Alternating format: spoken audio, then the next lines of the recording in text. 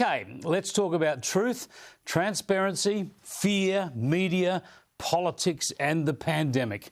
Because I got to say, with 12 million people locked down in this country, the rest of us curbed and threatened by increased restrictions and state border closures, we need to be pretty certain about what's going on and why. First up, there are about 350 people with COVID-19 in this country on this day, including about 100 in hotel quarantine. Of those, 2 are in critical care beds. 2.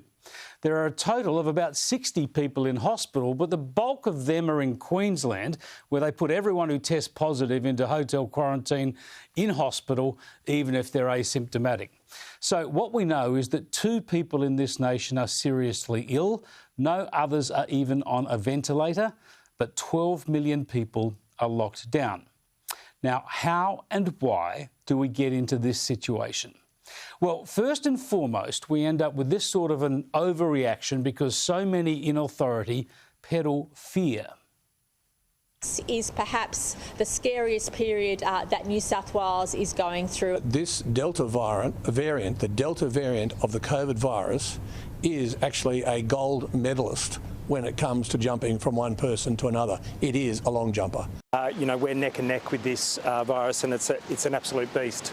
We still have many people dying around the world. 10,000 people are losing their lives around the world every single day, but we can't be complacent with this disease. We see the consequences of other jurisdictions who are really experiencing terrible, catastrophic situations around the world.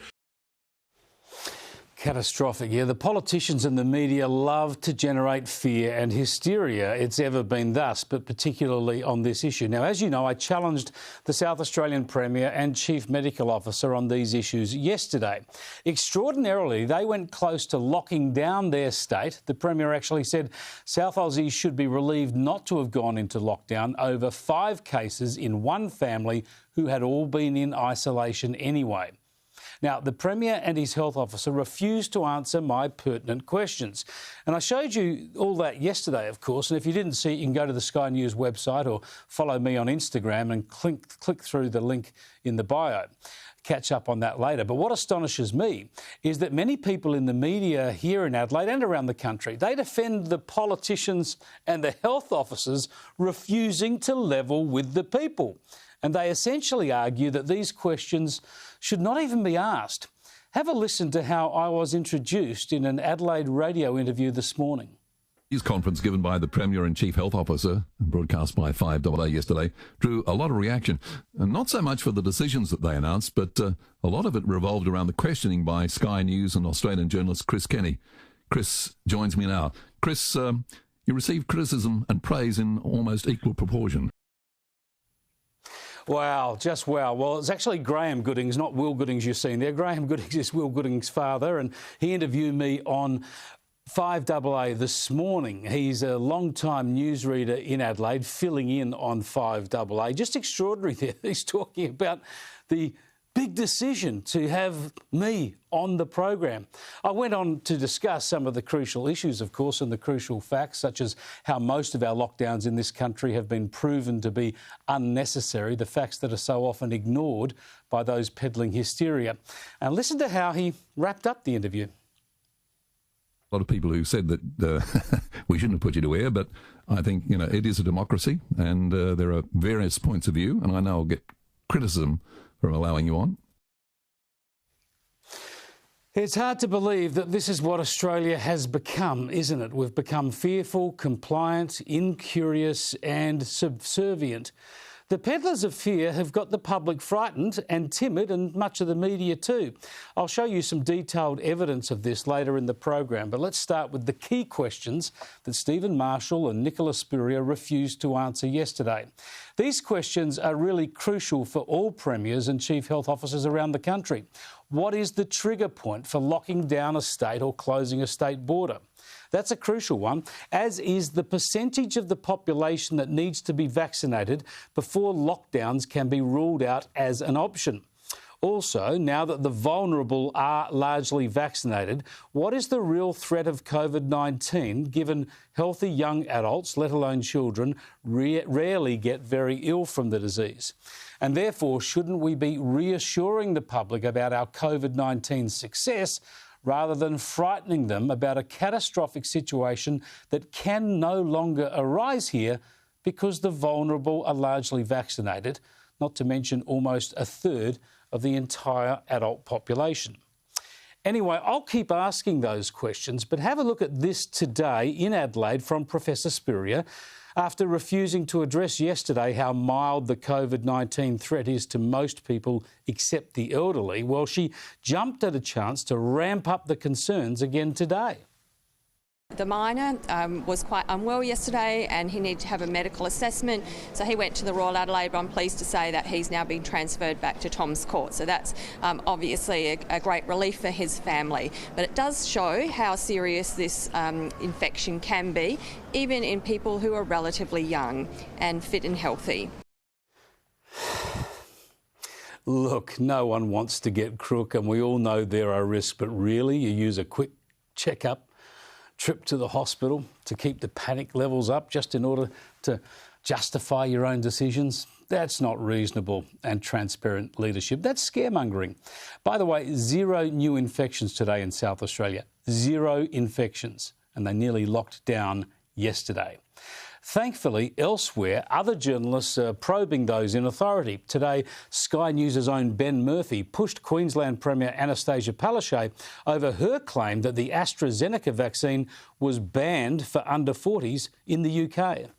Twitter account says that the UK government won't allow AstraZeneca for under 40s. The UK government will allow it for under 40s. Were you being purposely misleading? No, definitely not. You're saying you're not misleading the public, but clearly you put forward an assertion that is incorrect. I came here, I read from the piece of paper, OK? I'm happy to look at that. Yeah, there's a big difference between advice and allowing for personal choice versus banning a particular vaccine. So well done to Ben. It's silly to scare people away from AstraZeneca when people can make an informed choice in consultation with their own doctor. But cop this, Queensland's Chief Health Officer, Dr Jeanette Young, gave the game away when she backed this line against AstraZeneca. Listen carefully to what she says at the end. No, I do not want under 40s to get AstraZeneca. Why? Because they are at increased risk of getting the rare, it is rare, but they're at increased risk of getting that rare clotting syndrome. We've seen up to 49 deaths in the UK from that syndrome. I don't want an 18-year-old in Queensland dying from a clotting illness who, if they got COVID, probably wouldn't die. Yep, she says the vaccine is a bigger threat than the virus for the young.